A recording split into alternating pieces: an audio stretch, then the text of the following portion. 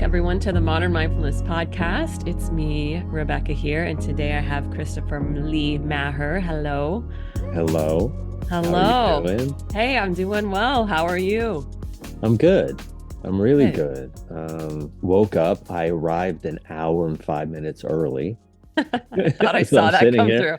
through. I'm at 10:30 and I text Christina, who helps arrange everything.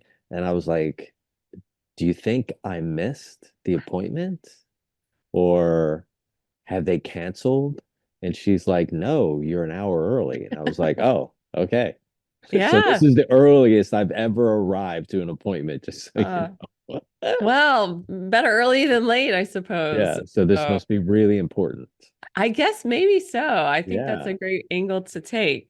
Well, awesome. Well, I'm going to share a little bit with the audience first around who you are, and then we'll just scratch the surface with the bio and see what unfolds. Okay, sounds great. All right. So we have Christopher here. And at age 22, Christopher Lee Maher was a Navy SEAL in his prime with a sleek 1.8% body fat. And pound for pound, he was one of the fittest people on the planet. He was also completely unaware of the full impact that stress would eventually have on his physical, mental, energetic, and emotional well being. He trained all day long at a level on par with professional athletes. In fact, after the SEALs, he began focusing on his dream of making it to the US Olympic trials in track and field. A lack of awareness of the impact of high stored stress loads kept him from ever manifesting his dream. Like many high performing athletes, he dealt with pain on a semi consistent basis. Over time, that escalated to pain in every joint, in his feet, lower back, and neck. He was headed for a full blown hip replacement, resorted to reading lips because his hearing was shot and his vision wasn't much better. He barely slept and spent his days like a zombie. How could a person in peak condition be so unhealthy and yet so unaware, particularly when others saw him as a model of peak physical health? Piled up stress causes severe and traumatic damage over time, what Christopher calls strama, which no doubt we will get into today, a combination of stress plus time that transforms into trauma. Anyone who has been under complex stress loads or abuse has enough to cause serious emotional, energetic, and physical damage. And even if you have a tiny amount of stress every day, it eventually adds up and stunts your evolution. So, through the intense pain, Christopher devoted all of his energy, time, and resources seeking out answers that would alleviate his discomfort. Eventually, finding relief, Christopher applied the learned techniques and worked on himself 5 to 6 hours every day for 7 years. He put every biological system that was out of balance back in balance. From his own relentless search to evolve and heal himself, he now innately understands the correlation between the emotional, physical, mental, and spiritual aspects of a being.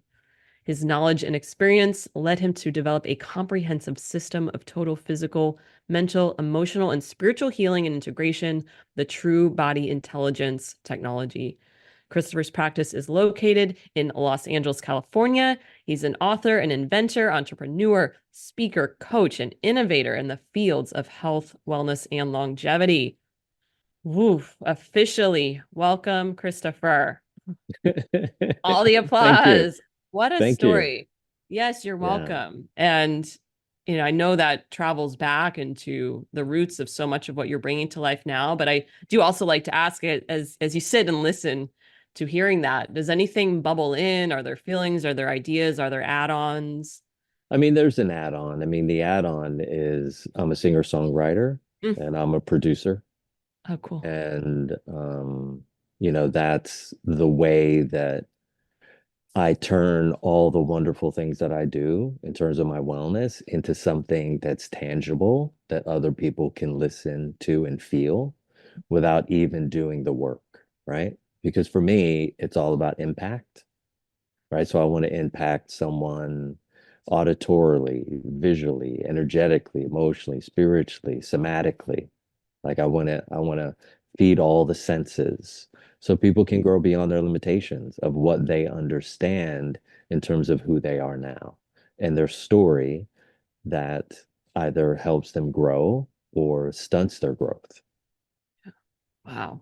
Yeah, and you're making me think of voice and music and creative expression that we all have inside of us and that we all Right. are. And so although we will get into the healing path and digging into the things, the wounds, the all the stuff. But yes, I thank you for adding that on, because that then adds just to me what life is all about. What's the point of all this healing and all this digging deep if we're not then bringing our songs to life and using voice and arts as expression of and spreading the light in that way, right? Is that kind of the feeling I'm getting from this?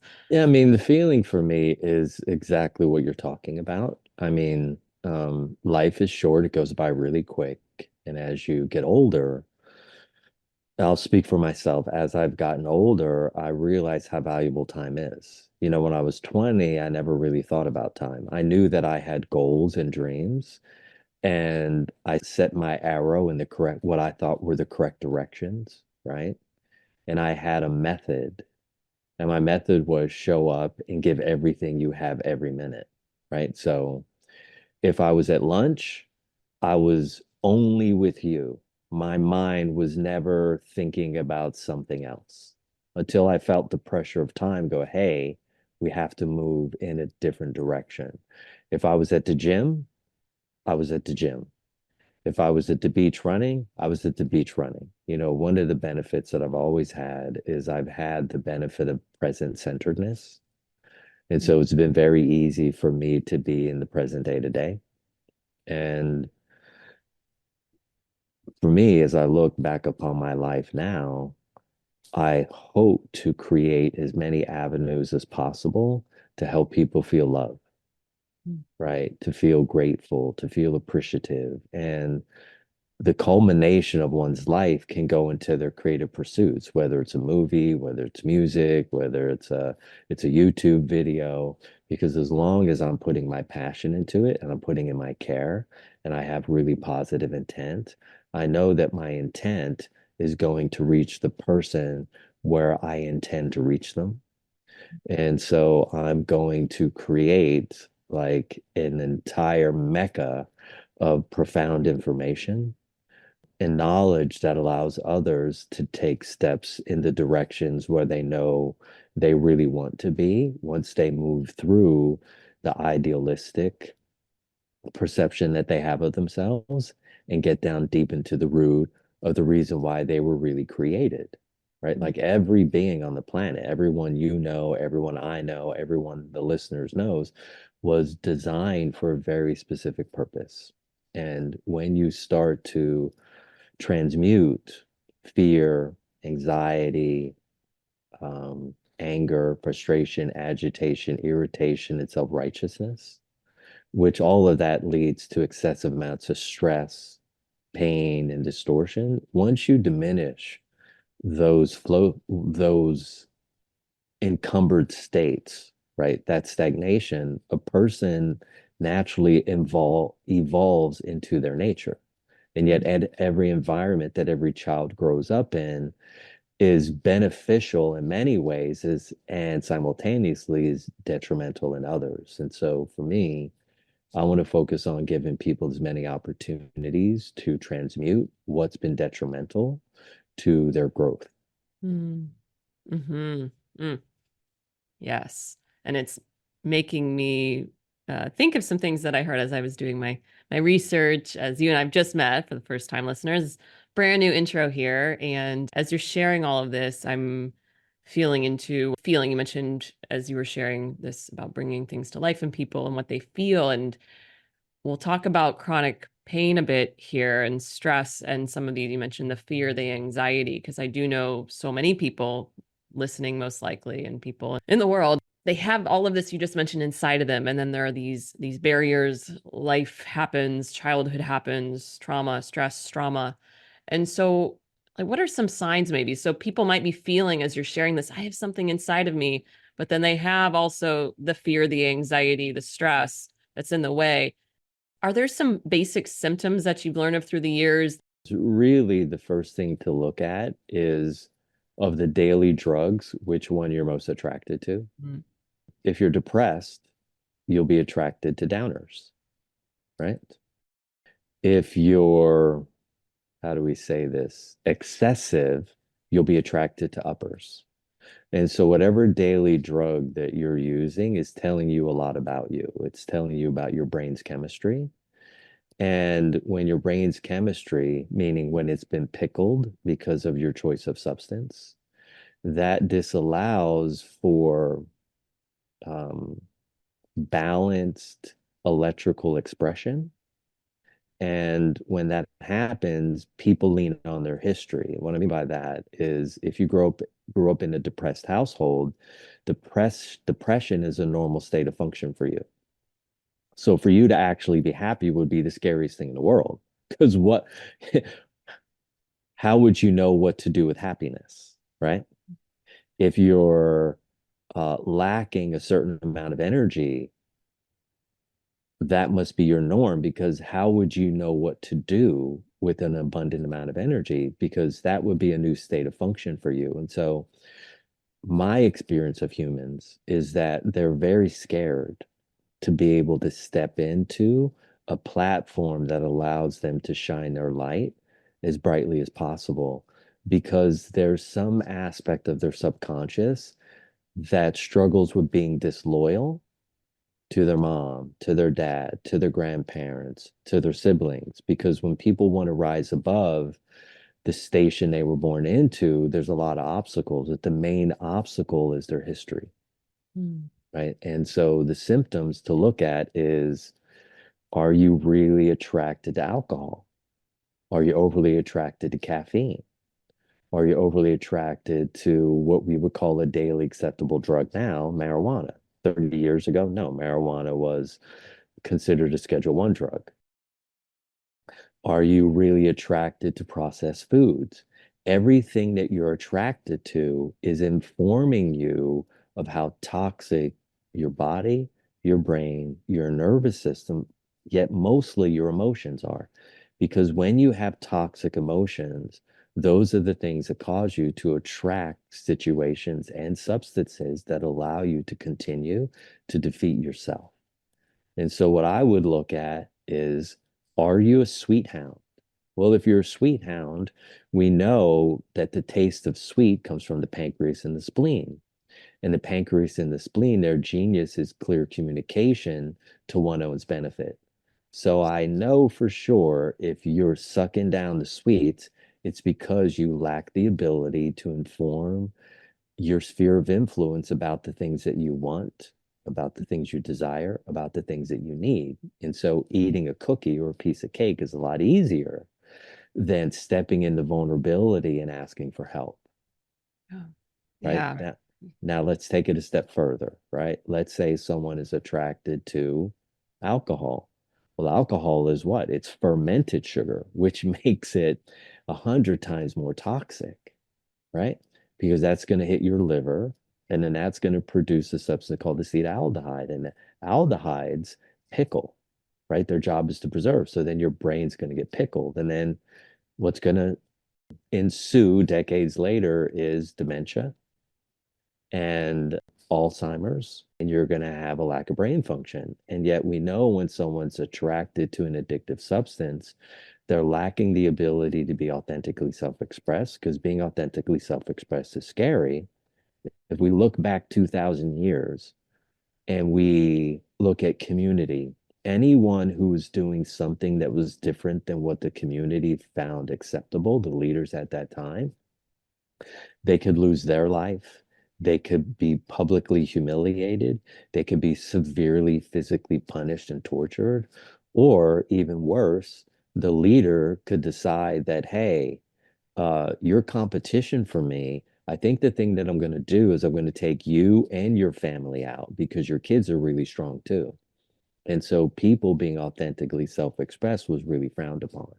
Mm. And so alcohol became a go-to for people to numb out because who wants to move through the world and feel every single day that their dreams are being limited by powers outside of them and they lack the internal strength and fortitude to be able to step beyond that in a state of fearlessness and confidence? Okay, so it's much easier to pick up a bottle of whiskey. It's much easier to pick up a bottle of beer. It's much easier to pick up a bottle of wine and begin to numb yourself out. And the reality is, these are basic symptoms. If someone is tuning into caffeine because they're waking up in the morning and they're unable to get their day started or find any level of mental focus necessary and needed in order to accomplish the tasks that are necessary for them to feel somewhat good about themselves, then you have to really question, like, why do you need to put a rocket up your rear end to attempt to get motivated to do something? Well, the reality is, if someone was really impassioned about what they were doing, they would never need a starter, because the starter would be their passion, right? Passion, in terms of traditional Chinese medicine, belongs to the element of fire. And when you're doing things that you care about, when you're doing things that you're passionate about, when you're being internally honest emotionally, and you're free to choose what it is you desire, want, and love, then caffeine is an interference button, because it causes an intense amount of anxiety. And the question is, why would someone want to live in anxiety? Because they grew up in anxiety. And so that anxious state, that depressed state, has been their go-to. And again, it's like what I said earlier, who wants to be disloyal to their lineage's choices for 14 generations? Because it's difficult to stand out. Your parents may feel, or your siblings may feel like, oh, well, I guess you think you're better than all of us. For me, my guiding light is God created and gave me this really beautiful vessel, and I want to get the most out of it, right? I want to be able to breathe as deep as I can. I want to be able to sleep as deep as I can. I want to be able to make love as best as I can. I want to be able to be as present as I can. I want to be as productive and as impactful as I can. And so substances that put anxiety and stress into my body, my brain, my nervous system, my organs, that is no longer a place where I will participate. And it's a choice. And I'm making the choice to be able to be as present centered as I possibly can, because I have people to serve. Mhm. I have a community to serve. I have a vision for what I see for the world around me. And so for me, the most important thing is to be an embodiment of my vision. So rather than being a messenger, I've chosen to be the message. Mm. Mm. Powerful stuff. Thank you. Be the Hmm. message. Yes. And the athletic background that you have, I hear you in that. Really, it sounds like you've come a long way from, to have this awareness today around, oh, that my body vessel, and now I'm using this and in this sort of a living by example. It makes me want to rewind a bit. And I know I heard you share around the yoga mat and the juicer kind of intervention. So Yes. it felt like a divine intervention there of your friend. Could you share a little bit about that moment? Because that does feel like it was a turning point in some of what you just shared, where you are now, as to what set you on the path that got you where you are now. Yeah, I mean, I remember where I was. There were two Jeffs in my life, Jeff Enderlin and Jeff Higgs. And I was staying at Jeff's house, Jeff Enderlin's house, in their guest room. And I rolled over and I felt that like throbbing in the center of my hip. And I thought, okay, I've got to be able to do something here. And I decided to call a friend of mine named Jeff Higgs. And Jeff said he would be right over, and he brought a yoga mat and a juicer and a bag full of vegetables, carrots, parsley, and beets, and some other what things that I considered to be nasty at the time, because at the time I was a sweet hound, and he changed the trajectory of my life, because I started to understand that I had an intense amount of discomfort in my body. And the other thing is, when we made that juice, he sucked his down in a couple minutes. And I was like sipping mine, and it like took me forever to finish, because to me, it tasted toxic. And then at one moment, I realized, oh, he's healthy. That's why this tastes good to him. I'm actually toxic.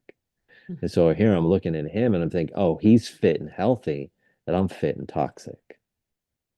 And so that was, of course, was a difficult moment, right? Because I'm thinking I'm doing all the right things. And then suddenly I'm face to face with the idea that I'm doing all the wrong things. Mhm. And now I have to change the script. And, I'm the type of person that if you present to me information that's more sound, is repeatable and verifiable, easy to implement, and makes sense, and is very simple, I'm going to abandon everything that I'm doing to get on that ship because that seems like a better ship than the one that I'm on. Mm. Because I'm loyal to results, Mm. right? And because I'm result oriented, if I'm doing something and I'm only getting an inch down the road, I'm going to continue to do it until someone shows me I can get a foot down the road. And if someone shows me I can get a mile down the road, then all the things I was doing to get an inch down the road, I toss those in the trash. It's 0.2 seconds because I want to continue to evolve as fast as humanly possible because the one thing that is the most valuable commodity that we have on this planet is time. And I come from a family of alcoholics, some emotional abuse, a lot of stress, and an inability of people to communicate to their desires, wants, and needs. And so, as I'm transcending these ways of functioning, if it's gone on for a minimum of 14 generations, every minute that I have is important. Every hour that I have is important. Every day that I have is important. So each day I move the needle a little bit forward every day from some aspect of my consciousness, whether it's physically, whether it's mentally, whether it's emotionally, whether it's energetically, whether it's spiritually, whether it's environmentally. There's always some way in which I'm engaged in growth. And that could be me serving myself.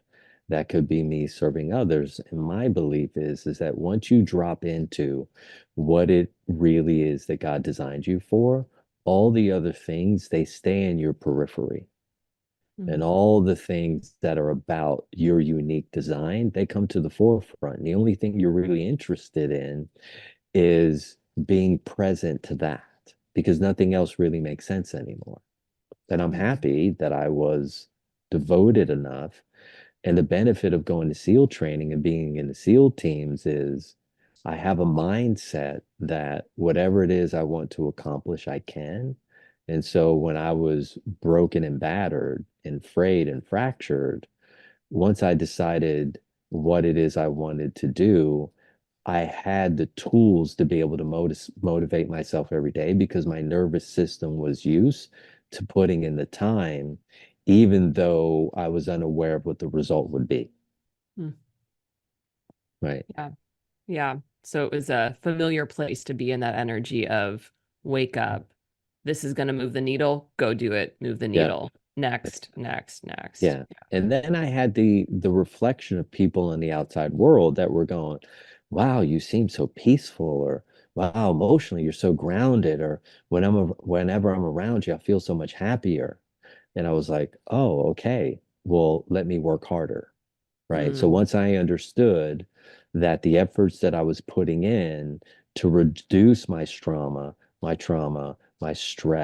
my distortion, I realized that, oh, this is more important than I'm seeing for myself because I took a transpersonal position rather than a personal position.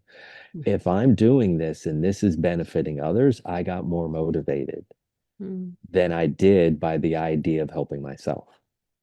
Mm.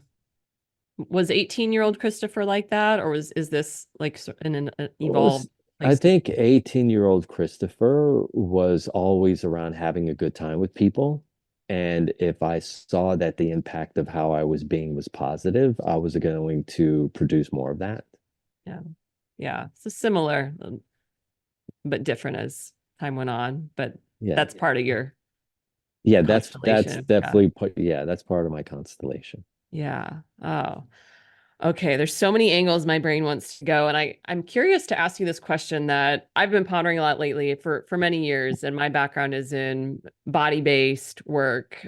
Similarly to you though, like the metaphysical, definitely. And So I remember years ago, a friend asked, because I was all about embodiment, people need to get into their bodies to figure out what's going on, and then we'll go from there. And she said, well, what about mind? And there's kind of this, it's not a debate, but there's just this question of body or mind first. What's the approach? Because I think, especially for the listeners, you've heard mind, body, soul. It's been around this modern lingo of things like yoga and meditation and awareness, all this stuff. So when someone's stepping into their healing journey, they get that there's something to be had for this whole conversation and things like this. Is it the body that holds the gateway? Is it the mind? Is it like chicken before the egg type of thing? When you think of body versus mind, is there one that feels like it holds a little more power or, availability in terms of people wanting to step into personal development and growth? Okay, so the mind would be analogous to one grain of sand, and the emotional body would be analogous to a 55-gallon drum of sand. Mhm. And the subconscious, sub meaning below, right? Below conscious and unconscious. Unconscious is breath, mind is thought, subconscious is movement and position, okay, and material. And so the subconscious would be analogous to all the sand on all the beaches on planet Earth. And then superconscious, which would be your spirit, your soul, will be analogous to all the sand in the universe. Mhm. And so when we look at potential power, right, you have to look at the subconscious and the superconscious. And what I mean by that is you have change, you have transformation, you have transmutation, you have transfiguration, right? And each of these are greater states of function. So we got physical, mental, emotional, spiritual. We've got one grain of sand, a 55-gallon drum of sand. We have all the sand on planet Earth, and then we have all the sand in the universe. So when you look at transformation, transformation is an emotional state. When you look at change, change is a mental state. I'm going to change my thought process. Mhm. When you look at the subconscious, the physical body, you're talking about transmutation, which means that I'm transcending and transmuting a belief system that is trapped at the epigenetic and the genetic levels. When we talk about our superconscious, we're talking about transfiguring something that is in disorder in the matrix of the soul. And so when you look at all states of dis-ease, imagine you have 13 levels of energy. And at the outer edge of that 13th level is your communication with source consciousness. But the first level is what? Level one would be your spine and your bones, right? So all states of dis-ease at a soul level begin at the edge of the soul towards the inner physical body. When we look at states of dis-ease at a physical level, they begin at the bones. Okay, so the epigenetics and the genetics, and they work themselves out towards the edge of the 13th level. All right. So the benefit of the mind in this process is it has the ability to track results. So it emotionally inspire the person to continue to keep moving forward. And so change is the desired effect. Somebody says to their husband, listen, if you're unwilling to change the way you communicate with me, I'm willing to change the dynamic of our relationship and find somebody who will talk to me in a way that I consider to be acceptable. When the moment that relationship transforms is when that person now takes heartfelt action. All action that must be taken has a physical and emotional element to it because there has to be a desire. Desires live in the emotional world. Mhm. And so action lives in the physical world. This woman is now willing to take heartfelt action to her own benefit. What would the action be? She calls a lawyer and she says, hey, I need you to drop some documents for me. I want to present my husband with the idea that we're going to get divorced.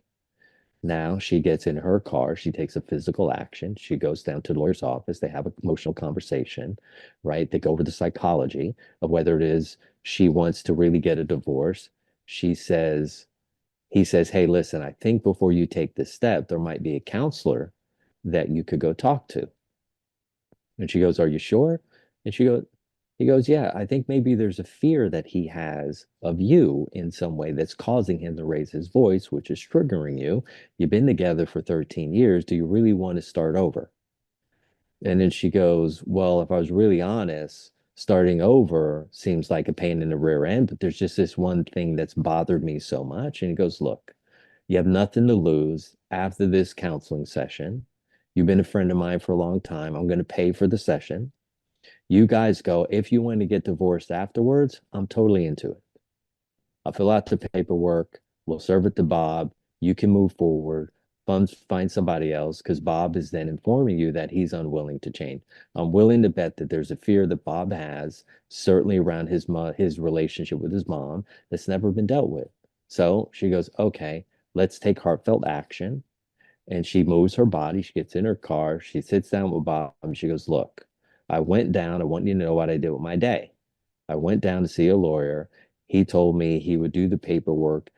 If and when we did some counseling, he would be open to then moving forward because he doesn't want to waste his time, doesn't want to waste my time. And he's vested in who I am as a person because we've been friends for a long time. Are you willing to go see this guy?"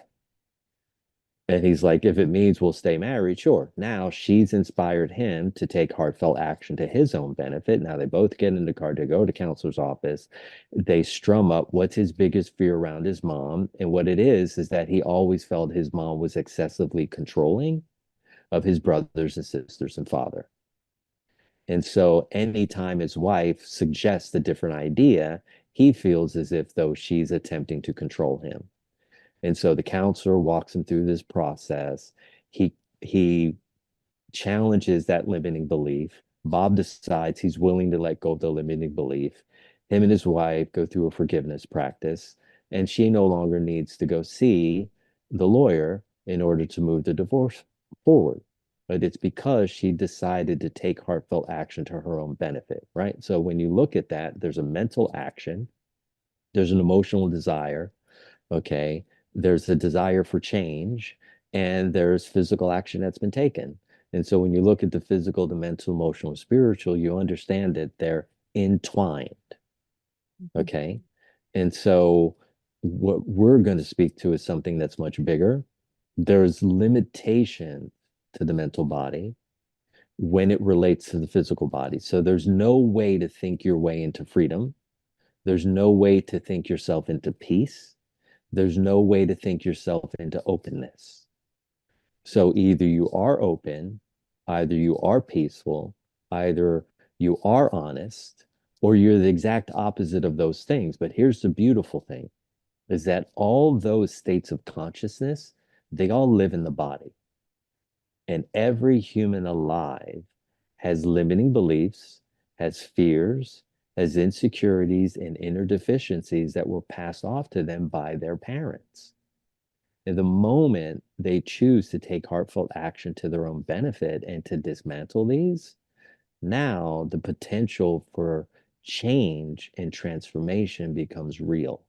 Yet, in order to make it real, in order to make it permanent, in order to make it instantaneous, they have to go through a process called transmutation and transfiguration, which is they have to go into the body and they have to go into the soul's matrix. Mhm. Wow. And Yeah, and more. yeah, there's so much more. Yeah. I know. Yeah. It really is a loaded question in the best way because it is entwined, like you said, and there is no direct answer. And I think what I'm gathering too, and just thinking of folks listening out there, of it's not enough just it's that's the inner thing. You can't just start drinking green juice every day and think that it's going to cure everything in your whole life. Like that's not gonna it might be the start of something. And that could be the most important thing is to just have something, get things started, right? But it's I've seen more of that too. Like people are starting to understand. Maybe years ago it was more believed to be true of like, oh, I can just work out and everything will be corrected. Oh, I can just drink green juice and everything will be great. And not like no, because we're so multidimensional, we have to address all these different Yeah. layers and that you're Yeah. mentioning. Yeah. I mean, So most people are they pile ice cream on top of shit and they call it ice cream, right? And that may sound a bit vulgar, right? Yeah, if you look at the contrast of that statement, right? Find someone who hates ice cream. Very, very difficult to do. Everybody loves ice cream, right? Most people never want to deal with the underlying stress, trauma, where it came from, have difficult conversations, get into a state of vulnerability, be internally honest. This is a lot to ask of a human Yeah. because, again, our history says if you did those things before, you would be annihilated. So, at an epigenetic and a genetic level, we have these patterns to avoid these dynamics. And yet, the thing that's really stunning and shocking is that if you continue to pile ice cream on top of poop, then what'll happen is you'll still end up with a bowl of shit Mm. again because the ice cream will eventually melt, Yeah. right? And so the question for me is for the listener is, are you ready to be inwardly honest? Because the moment that you get honest, your environment can get honest with you, right? Maybe there's a conversation you need to have with your son. Maybe there's a conversation you need to have with a coworker. Maybe there's a conversation you want to have with your husband. Have the conversation. The worst thing that could happen is they push back on you. And when they push back on you, all they're going to find out is more truth. Yet, if you refuse to take a risk, if you maintain this risk averse state, then what's going to happen is you're only going to get what you got and you're only going to have what you gave. And if you care about yourself, you have to be willing to take a risk. Risk is emotional. There's something to lose. The thing that you'll lose is the position that you were in, and you open yourself to a multitude of new opportunities to be happy. Mm. Mm. Yes. I hope some of these shares are just adding little droplets of touch points for the listeners because this is also very rich in what you're sharing. So thank Oh, thank you. you. Thank you, Yeah, Rebecca. you're welcome. And the details and the layers. And I'm thinking back to that example of the woman, and it, as you were mentioning before we hit record, maybe or after, but the metaphysics of all of this and the God and the divinity and all of this. And so in that example with the woman, you mentioned the heartfelt emotion, and so I can't help but not bring up the heart and the role in all of this for people. And yes, to that the generations that is probably in all of us around belonging and wanting to fit into the tribe and not be kicked out of the group. And I think we see that still I was talking to a friend a few weeks ago around sports and athletics and really identifying with this herd team mentality, but also not feeling like they can step into what's actually calling at their heart at the time, and because they don't want to be kicked out and all the things you mentioned. And so what about the heart in all of this? Do you have any practices that are more for the heart, or is the heart really just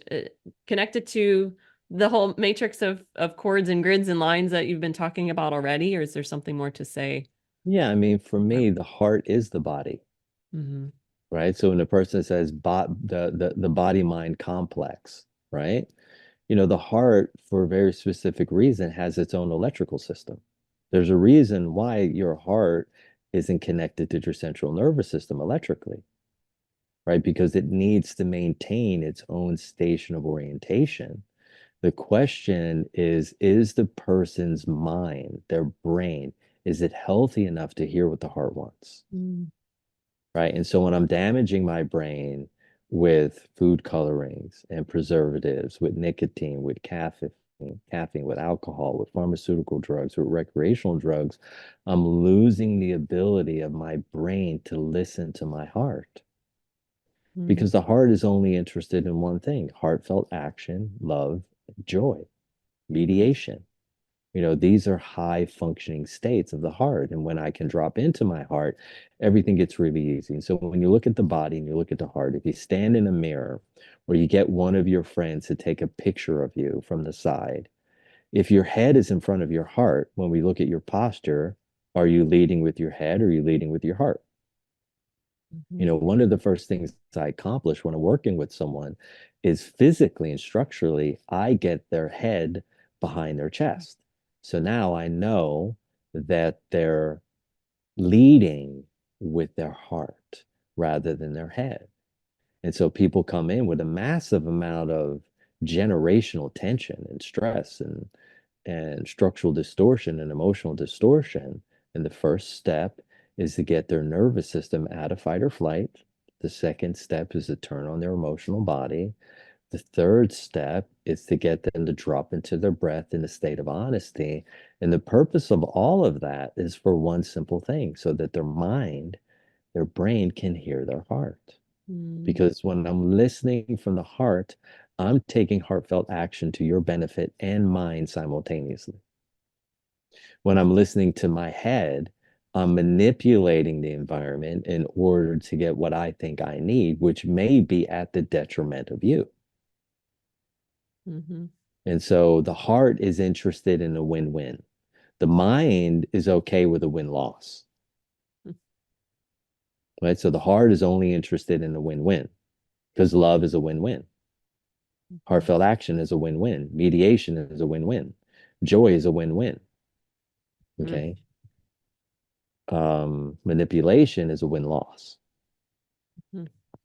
Because when I state what I want, when I state who I am, people either come in alignment with what it is I'm projecting or they don't. But when I'm coming from that state and I'm in truth and I'm in honesty, it inspires others to transform because I'm an embodiment of the things that I'm projecting. And that's where I said earlier, there's a difference between being a messenger and being the message. And so when you're being the message, it's in your body. Everything you ever needed to know is in every single cell of your body. All the light, all the love, all the consciousness, all the confidence, all the righteous action, all of the excitement, it's already there. The key is, do you have the keys to unlock these heightened states of function? And it's really simple. If you dismantle and you resolve the emotional pain that's in your body through your breath, your physical body will come into a greater state of structural alignment. And your crown will be connected to the heavenly realms. Your feet will be connected to Mother Earth, and your heart will be pumping love and excitement, peace and consciousness all around you, unencumbered, and everything in your life will make simple sense. But the moment you decide to drop into a state of shadow, right, you'll get the exact opposite. Mm-hmm. Yeah, as I listen to you say that, it's like it's so simple. It's just do It's that. so Feet on the simple. ground, connect the crown to the sky, and you're Yep. set. But right, You're then set. we've got the choice and we've got all the other things, as you mentioned, inside Yeah. of us to navigate. And yeah. Ah, as you were sharing that too, I'm thinking of one of my go-to lines, little mantras. It's, I don't know if you know Lauren Rose. She actually lives up in Marina Del Rey. He's a meditation teacher, Mm. um, decades worth. He's nearing 80 now. But anyway, he translated an ancient text, and the translation is called the Radiant Sutras. And there's a line, it's very poetic in the way that he interpreted it. But the ache in your heart is holy. And so when I think of heartache and heart, the ache in your heart is holy, and leaning into that holiness of that. And so as I was listening to you, I was just really feeling the holiness on the other side. And so I'm feeling like sharing that for listeners out there. And if they're reflecting on the heart space and just feeling the things that might be tapping or tugging.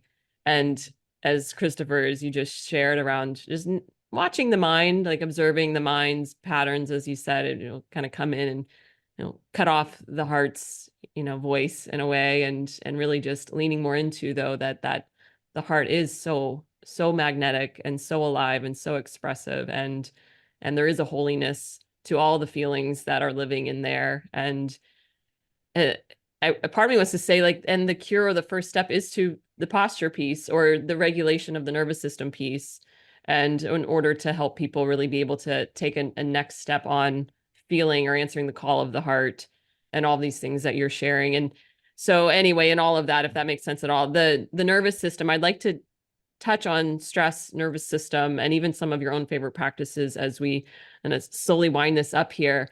And with the nervous system, so I'd have to re-listen to your ordering of first regulating the nervous, getting people out of fight or flight so they can attune more into that emotional body piece and their actual physical body piece. Do you personally have either some suggestions or even just you, what are some nervous system regulation practices that you have? Do you do them daily? As you know, how much time are we looking at in terms of if people are wondering, well, I want to be like Christopher, how do I, what's my day going to start to look like in terms of rituals and practices and exercises? Yeah, I'm a firm believer of a little bit a day. Each day is better than a lot for one day. And what I mean by that is consistency. And so the easiest step for anyone to take the moment that you realize your anxiety's gone from 0 to 2, put some more attention on your breath, right? Because your body's telling you, hey, the experience that I'm in is beyond my capacity to process.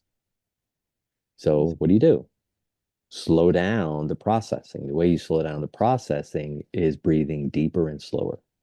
That's the easiest thing that anyone can implement because when you're breathing deep and slow relative to what you're experiencing, you're now present with the level of that experience, right? So let's say um, you're you're a surfer, okay? And as you saw the waves a couple weeks ago, they were enormous, right? And you're out in waves that are like 13 feet, and you've only ever surfed waves that are 6 feet tall. Okay. Well, if you tune into your breath as you're paddling out, you're going to be a lot safer than if you overactivate your mind, right? You want to actually down regulate because when you're calm and you're grounded, you're more clear. Okay. And so now this 13-foot wave is coming at me. And if I stay with my breath, if I put my attention on my breath and my body simultaneously, it's going to be very easy for me to surf that wave.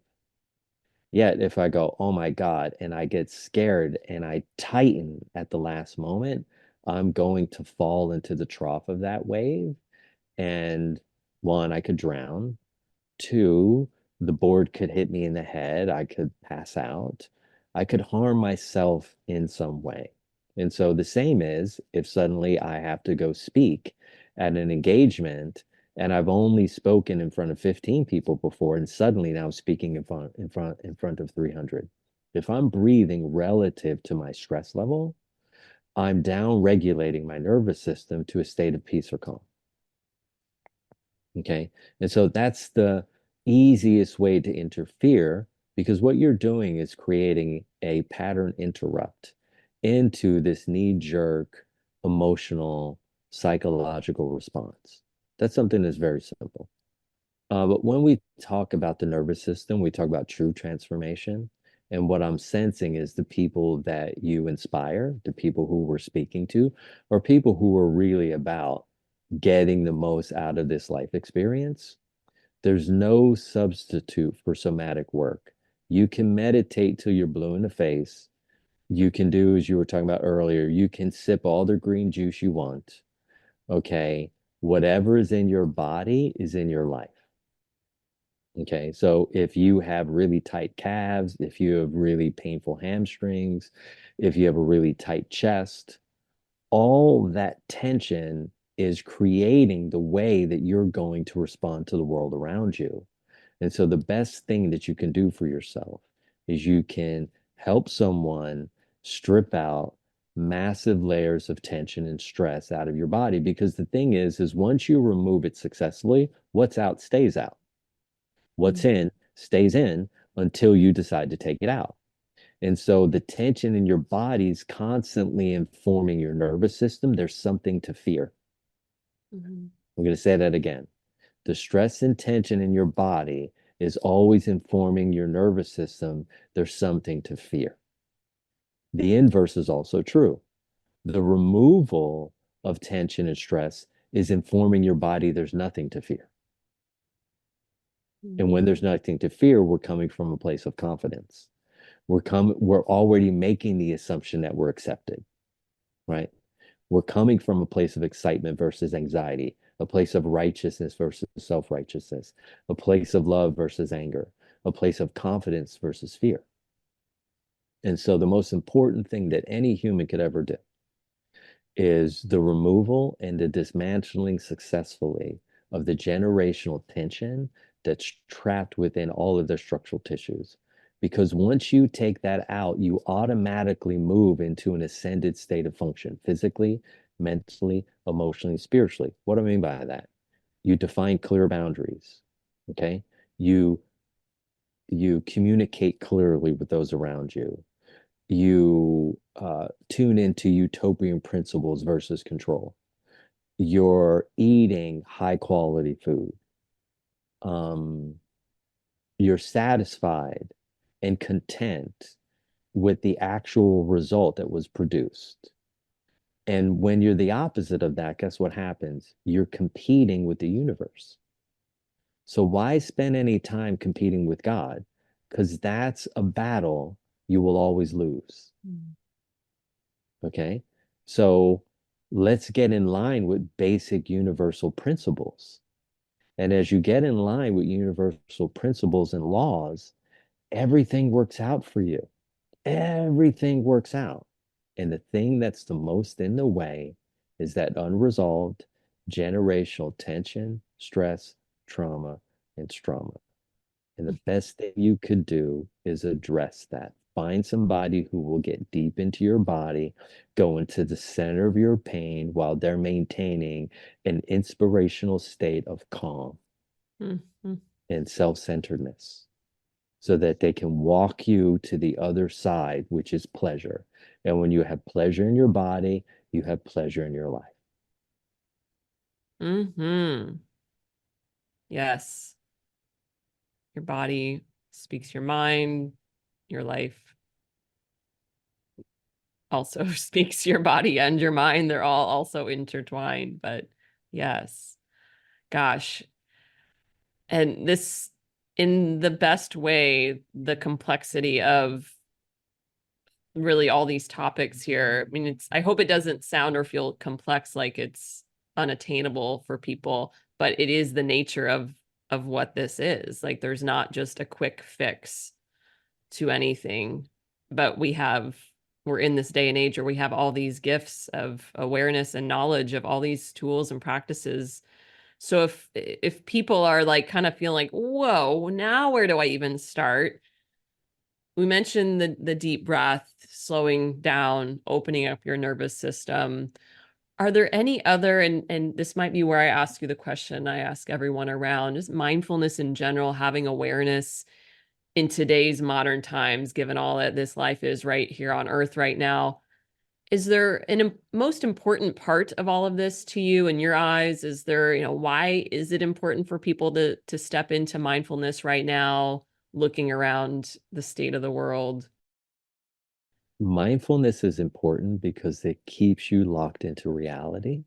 Mm, And when a person is lacking mindfulness, they're living in fantasy. mm, And fantasies are left for cartoons, TV shows, movies, and books. yeah. Reality is where we really are. And if you can be mindful around your honesty, and forget about outer honesty and honesty with others. I mean, if you can really let yourself in on your limiting beliefs and your own limitations, you have a real shot at freedom and happiness and joy and peacefulness. And without that, to be honest with you, there is no shot. And so mindfulness allows someone to be locked into reality. And from that place, you can make incredible amounts of change. And that change that you make, it benefits your children, it benefits your parents, it benefits your business, it benefits your friendships. I mean, everything you change about you touches everyone you touch. Mm, That's why the understanding of oneness is so important. So be mindful of reality so that you can impact the oneness consciousness from a very positive place by taking steps that allow you to create and co-create positive change in your life and the lives of others. And all of that is a win-win. That's a win-win dynamic. And every listener here, you can have a win-win dynamic. Like, think about this. But before we cut things off, everyone in the world would love to be emotionally grounded, to have intense, abundant amounts of energy, to have a quiet, calm mind, and to have a soft, supple, strong, amazing body. Well, if that's what you want, and you know that that's attainable because that's what you were created for, that was the purpose of your creation, be prudent in your action and do everything that you can to get there. Because when you're there, everyone you touch is there as well. I have strangers on planes that sit beside me and go, my mind is never quiet. And I've been sitting next to you and I've almost had zero thoughts the whole time. So I know this is coming from you. What do you do? And then I lead them to my book. I tell them what I do. And, maybe they call me and take action. Maybe they find someone else who will help them. Yet, your life is important. And if you can see that the things in the world go against your own set of internal ethics, morals, values, and principles, then take prudent action to make the change within yourself. Whatever's going on in Hamas and Ukraine and Palestine and Israel and Iran and the Houthis and the United States, all of that's relevant. But the most thing that's relevant is that you can impact those situations by coming as bright a light as you could possibly be. Mhm. And With so you. if it's difficult for you to take action for your own benefit, look at the world around you and go, wow, if I stay the same, this world will stay the same. If I make change, this world will change. Why? Because of IC equals MC squared times the speed of light, right? That's what Einstein created the theory of relativity, right? I created the theory of consciousness as it relates to oneness. The individual consciousness equals mass consciousness times the speed of light. Mm, IC equals MC squared. I'm so glad this is recorded so I can listen to that specifically. Yes, all of that. Yes. And the words, the words, be the change, right? Be the message, be the change, the being. Yeah, the being versus the doing. This has Yeah. nothing to do with doing. This has everything to do with being. What are you talking about? Being kind, being generous, being loving, being present. Well, in order to be able to do all those things, the thing that's in your way and corrupting your system is unresolved tension, stress, emotional, psychological, physical, and energetic distortion. So simply remove those barriers out of the way, and you are infecting the world around you with intense amounts of loving light. And what could be more important than that? Hmm. Tears welling up. I agree with you so much, and thank you for saying that. And ditto for sure. So, gosh, just lots of gratitude for you and for everything you just so openly said in this whole conversation. And we basically did talk about permanent stress relief. If we were to encapsulate this whole talk without Yeah. even talking about stress relief, this is stress relief. The Yeah. barriers, the things, that is the stress. And I mentioned this trauma, and I do believe that you did go into that. Is there anything more to say on stress or trauma that you think would be important for Yeah, I folks to think hear for in people this? to understand is there is a concept out there called blunt force trauma. And so blunt force trauma is like you're riding on the Venice boardwalk and you're like looking over to your left, and you're seeing these street performers, and then there's a big rock that causes your bike to flip over, and then you have a traumatic brain injury, right? That's blunt force trauma. And so that's trauma that's really easy to see and identify. Okay. And then there's trauma, which is stress plus time that equals trauma. So let's say for 22 years, I'm a lawyer sitting at a desk all day. And now my hip flexors, so as major, so as minor, all of my adductors plus my quadriceps are getting really short 16 hours a day, right? And then I get up one day to tie my shoe, and guess what happens? I blow out a disc in my low back, and now I'm bedridden for 3 months. Well, was there blunt force trauma? No. Yet there was the accumulation over an intense amount of time that then caused this event to occur. Mhm. And so the removal of daily stress out of our physical bodies assures us that those moments will never come for us. They will Yeah. come for others. Like I was working with a guy who's a similar age to me last week, and what we talked about, all of our buddies that have a list of the things that they love to do. And then when you get to like your mid 30s, there's a couple of things you got to check off the list. And you get to your mid 40s, there's a couple of the things that you love to do. You have to check off the list. And then you get to your mid 50s, and it's like that list of the 30 things that you love to do is down to like 10 that you can really do. Well, imagine what that's like when you get into your mid 60s and your mid 70s. Before you know it, well, what can you do? Well, I can get up, I can make enough food to digest that, hopefully properly, and then I can sit down or take a short walk, right? And I can play bingo or Yahtzee or some card games. And that's the limitation of how I get to express myself physically, mentally, emotionally, and spiritually. And so, who would want to live like that, right? Mhm. Knowing I get it when humans were unaware, this is what everyone understood. Oh, well, this is part of old age. And the reality is that is a limiting belief that's false. It's part of old age because you chose to use your time in a different way. That if you could spend 10 to 15 to 20 minutes a day working on your breath, taking a little bit of tension out of your body, the things that you love to do now in your 30s and your 40s and your 50s, you can continue to do in your 60s, your 70s, and your 80s, which to me, that's a full life.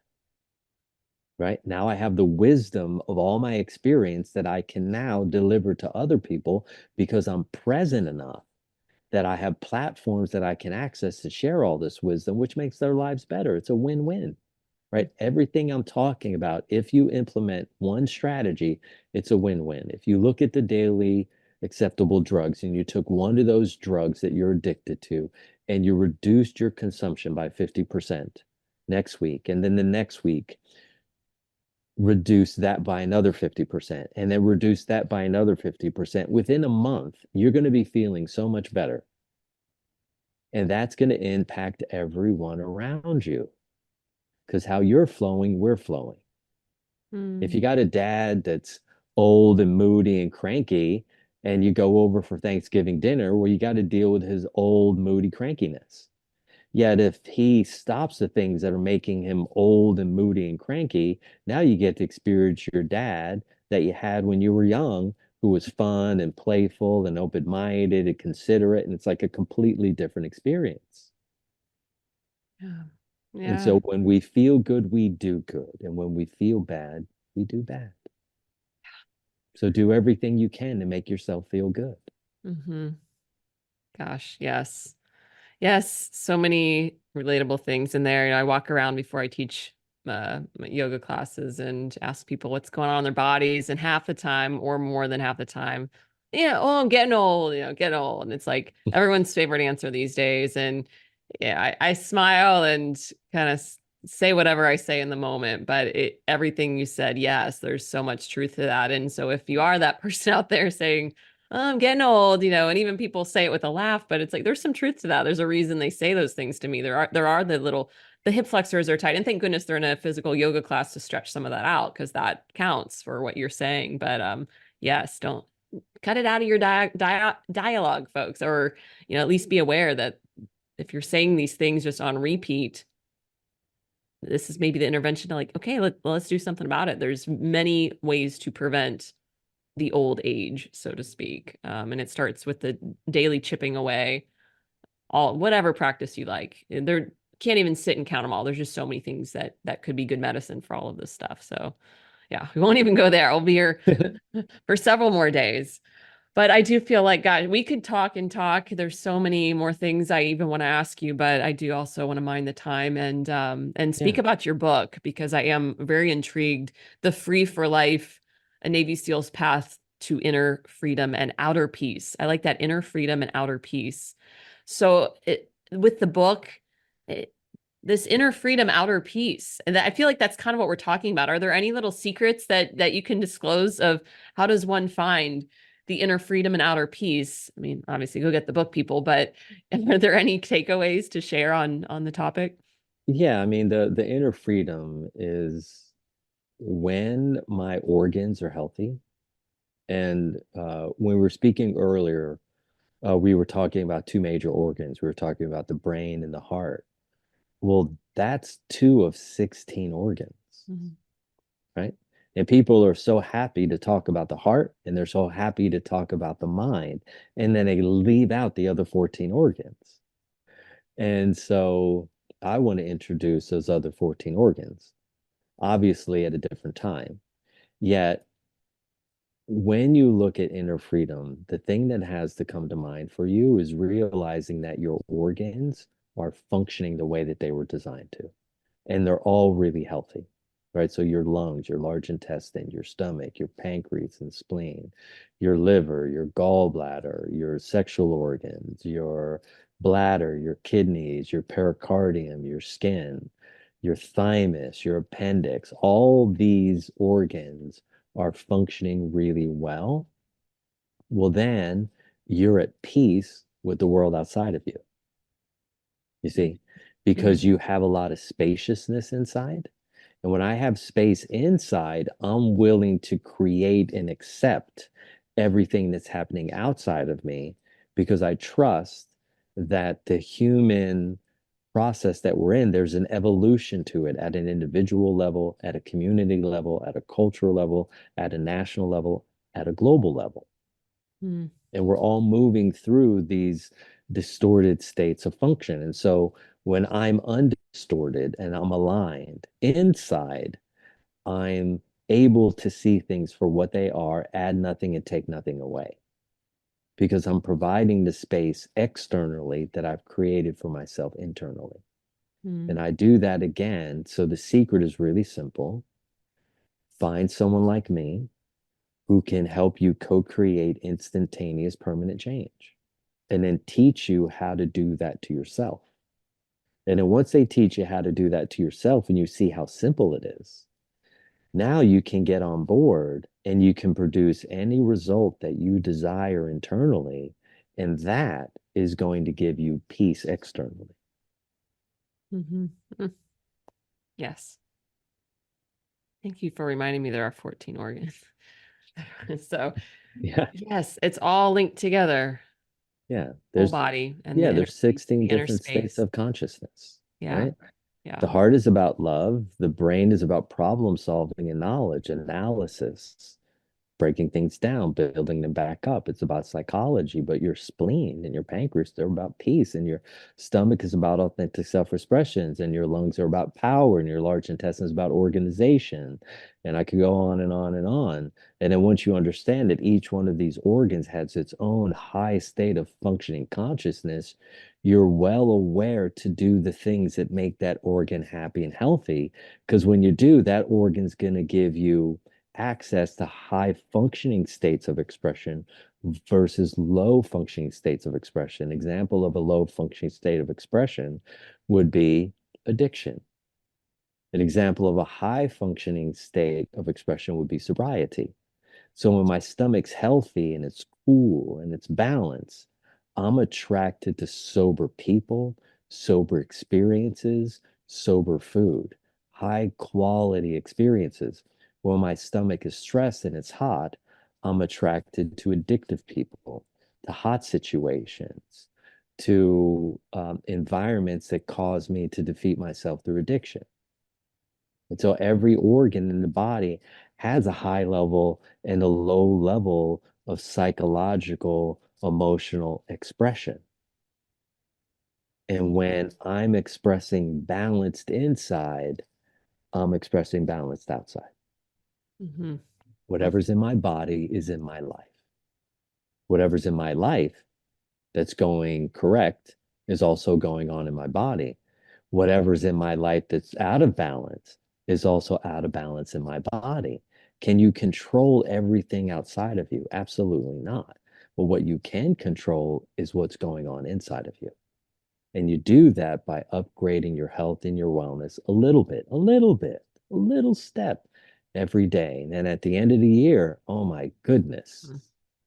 look back on your life and you're very stoked, and everyone around you is inspired by the actions that you're taking for your own heartfelt benefit. Mm-hmm. Yes. A great inspiration always, but here we are at the start of the year. So beautiful timing, and hopefully people out there, this is good timing for this conversation as well, is to think, months from now, at the end of 2024, whenever you're listening to this, what could be. Anything's possible.